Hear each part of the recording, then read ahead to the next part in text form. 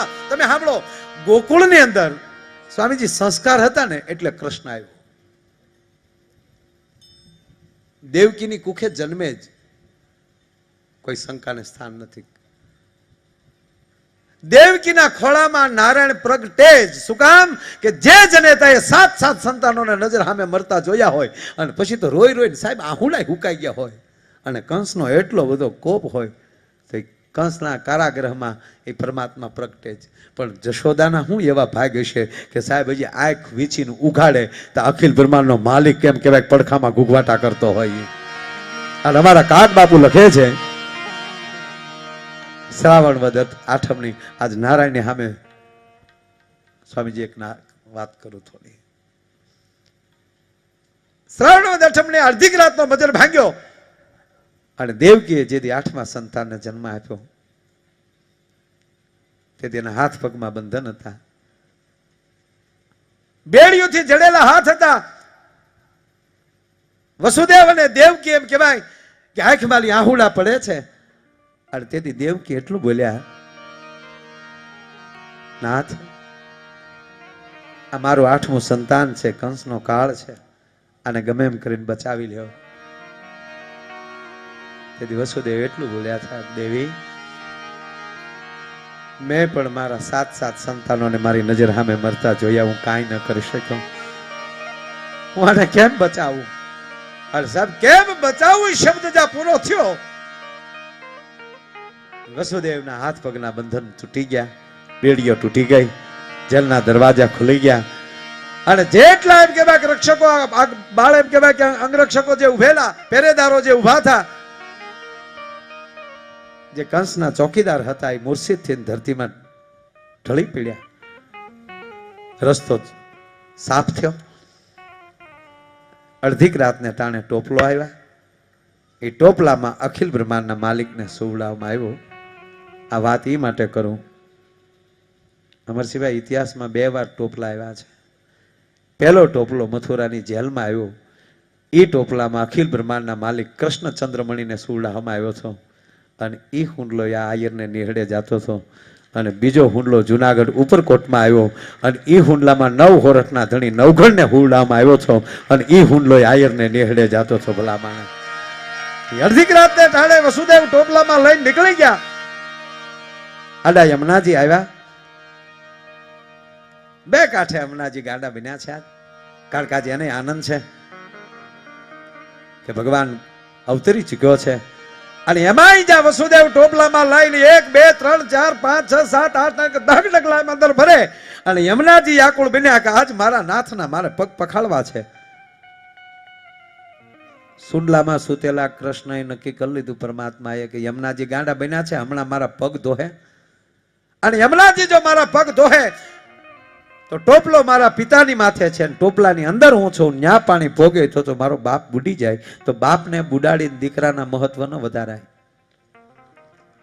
અને કૃષ્ણ ઈ કહે છે બાપ બુડતો હોય ને ત્યારે પગ લાંબા કરવા. અને કહેવા ગયો સાહેબ વસુદેવને ખબર ન પડે એમ કૃષ્ણ પરમાત્માએ પગ લંબાવ્યો, યમુનાજીને અડાડ્યો, યમુનાજી શાંત થયા, રસ્તો આપી દીધો. એનો અર્થ બીજો એ પણ થાય કે તમારા તાળવામાં પરમાત્મા બેઠો હશે તો પાણીમાં તમારા કેળા થાય. ભલા માણા એક જગ્યાએ બહુ મોટું હોનારત થયું ને, બહુ મોટું હોનારત, બહુ વરસાદ આવ્યો, તે ગામ આખું પાણી ફરતું વીટવાઈ ગયું અને પાણી બધું ગામ ફરતું પાણી પાય. અને સરકારે તાત્કાલિક યોજના કરીને તાત્કાલિક હેલિકોપ્ટર લાવ્યા અને હેલિકોપ્ટરોથી માણસોને મળ્યા બહાર કાઢવા. તે આખો દી આવેલું સ્વામીજી 15 હેલિકોપ્ટર એ કરા, બેહાડે ને કાઢે 700 જણાને બહાર કાઢ્યા, તોય ખૂટ્યા નહોતા. બોલો, તલાટી મંત્રીને બોલાવ્યા કે આ ગામમાં વસ્તી કેટલી છે? 350, નાનું એવું ગામડું જ છે, 350 ની છે એટલે અમે 700 તો કાઢ્યા અને હજી એટલા છે અહીંયા. એટલે તલાટીએ કીધું કે ઈના ઈ જ છે. કે કેમ? તાકે એને આખા ગામને તરતા આવડે, હેલિકોપ્ટરમાં જ બેસવાનો પહેલી વાર મોકો મળ્યો છે. તમે કે ઓલી કે ઉતારો છે ને તો ઉપરવાજીને પાછા પડીને ગામમાં આવે છે કે હાલો પાછી ટીપ મારી આવી, હાલો પાછી ટીપ. હે મારા નાથ, આવી રીતે વરસાદ ના ક્યાં કરીએ. એટલે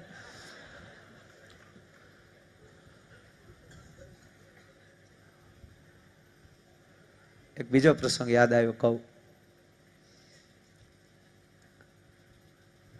એક ગામમાં પાણી આવ્યું. જાહેરાત થઈ કે ગામ ખાલી કરો, ઉપરવા વરસાદ છે. વાહનો આવી ગયા, માણસોને ભરી ભરી અને સુરક્ષિત જગ્યાએ મોકલવા મળ્યા. એક ભાઈ બેઠા હતા અને કીધું કે આવો ભાઈ, બધું આખું ગામ આવી ગયું છે, તમે આવો અંદર. તા કે ના, મારો ભગવાન આવશે મને બચાવવા, મને ભરોસો છે.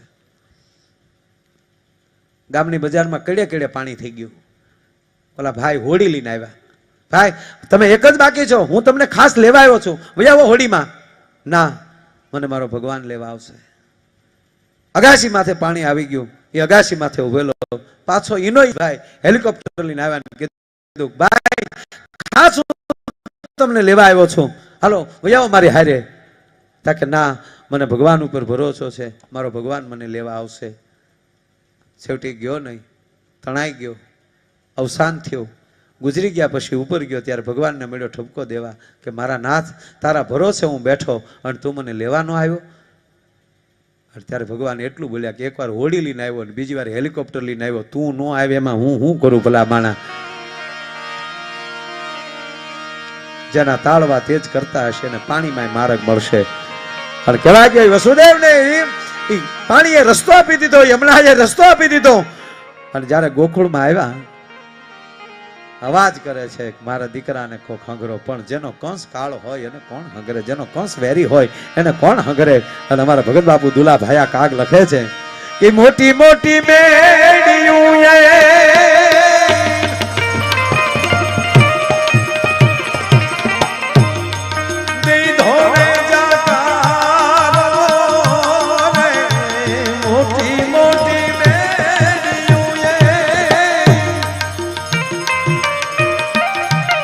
દેવજીભાઈ રવજીભાઈ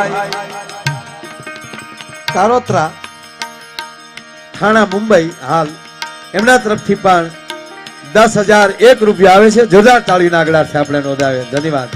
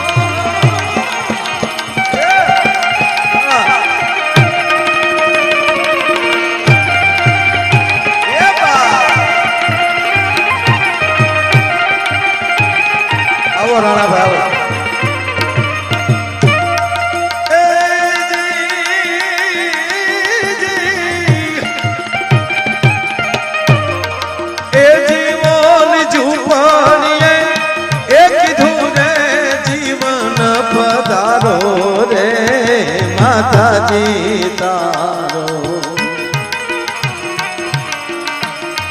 દીકરો રે રે જી બધા રાણાભાઈ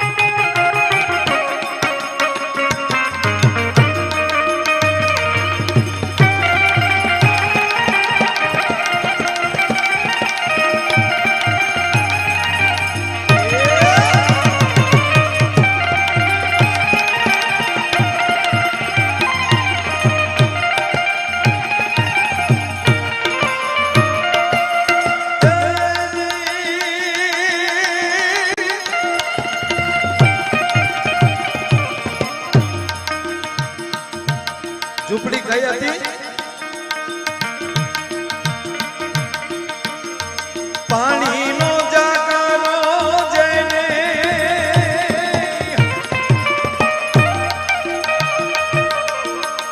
એ ભૂમિનો માકારો રે પાણીનો જાગરો જઈને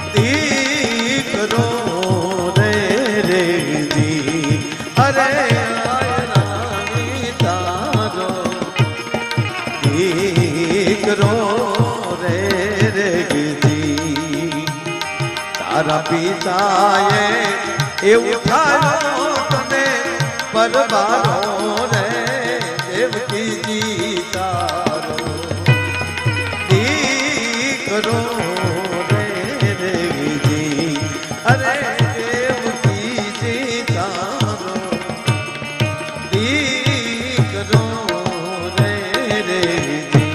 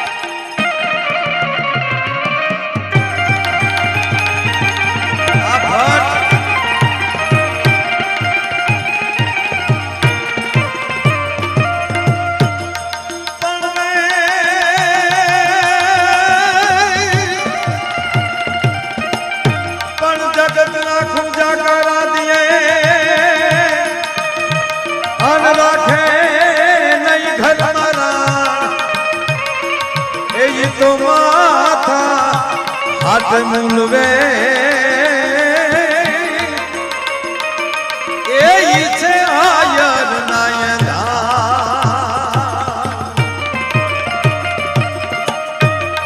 એ જીવો લયાગીર ને એ દીધેલો જોને આવકારો રે માતાજી તારો દીકરો રે રેજી. લક્ષ્મણભાઈ પીઠિયા તેમના તરફથી 501 રૂપિયો આવે છે. ઓકે. અને માદેવાભાઈ લાધાભાઈ ગામ થાણા તેમના તરફથી 5001 રૂપિયા આવે છે. જોરદાર તાળીના આગળથી વધાવો. ખૂબ ખૂબ ધન્યવાદ. વાહ.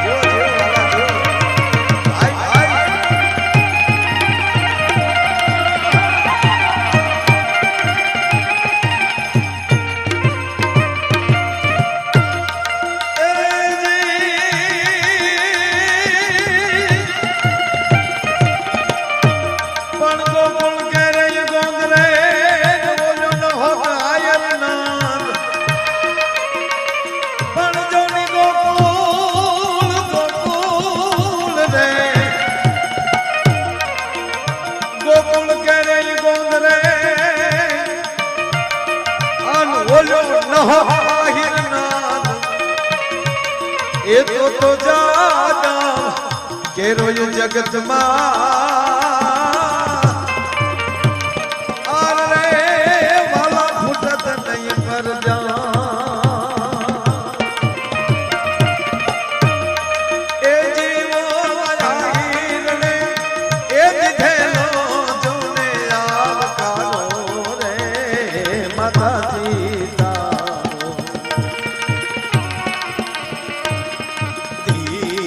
કરો રે રેજી.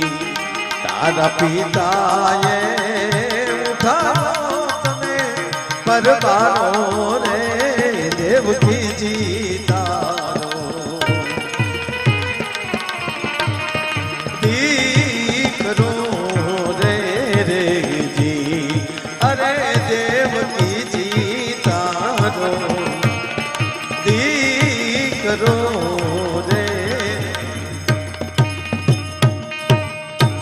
પાણીનો જાકારો એને ભૂમિનો માકારો. ગાયકા લઈ લો ભાઈ, ગાયકા લઈ લો નહીતર. હા અહીંથી લઈ લો ભાઈ, ફટાફટ લઈ લો. એટલે પીડાઈ લેવાના છે એમાં વાર લાગે તો કમા હું કરે. સાહેબ સાહેબ પધારો ભાઈ ફટાફટ.